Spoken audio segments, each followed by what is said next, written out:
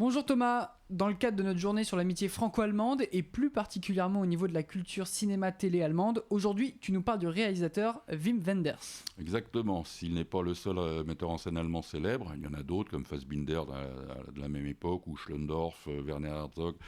Pour ne pas remonter encore plus loin avec des gens comme Murnau, Fritz Lang, Lubitsch ou Pabst, c'est de façon toute personnelle celui que je préfère. Wenders, pour ceux qui ne connaissent pas, c'est qui, c'est quel film? Alors Wenders, c'est un des représentants du nouveau cinéma allemand qui apparaît dans les années 60-70, où les cinéastes veulent être des auteurs complets, à savoir écrire, produire, réaliser et distribuer leurs films. Un cinéma d'auteur donc.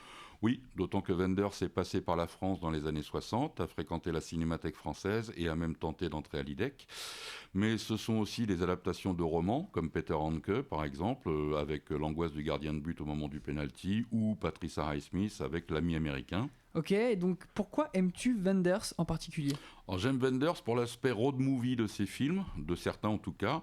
Il y en a un en particulier que j'adore qui s'appelle Au fil du temps, qui fait partie d'une trilogie avec Alice dans les villes et Faux mouvements. Pourquoi celui-là en particulier? Alors, c'est celui-là en particulier car c'est l'exemple type justement du road movie dans lequel Wenders dévoile ce qui fait son cinéma, à savoir les paysages, le mouvement, une quête existentielle. Le film est tourné en noir et blanc avec à la caméra Robbie Muller qui travaillera sur de nombreux films de Wenders. Le film nous raconte quoi? Alors c'est l'histoire assez simple d'un réparateur de projecteurs de cinéma qui sillonne la région frontalière entre les deux Allemagnes d'alors, le film date de 1976, avec son camion de déménagement dans lequel il vit.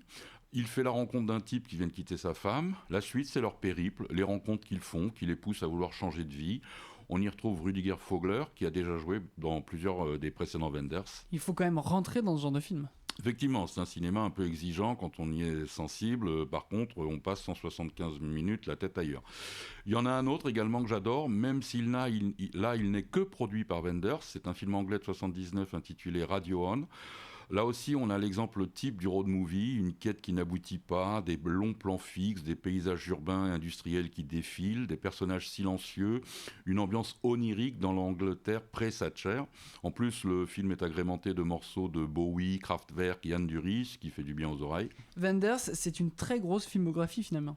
Oui, tout à fait. J'ai cité quelques-uns des films que j'aime le plus, mais on aura aussi des films comme Paris, Texas ou Les ailes du désir, qui seront aussi de deux très grands succès, et coproduit avec la France, justement. On aura également Jusqu'au bout du monde ou The $1 Million Hotel, avec une bande-son composée entre autres par U2. Beaucoup de films et beaucoup de récompenses aussi, au Festival de Cannes notamment. Wenders, aujourd'hui, c'est quoi? Alors c'est toujours un réalisateur de films, mais aussi de documentaires. C'est aussi un photographe de très longue date.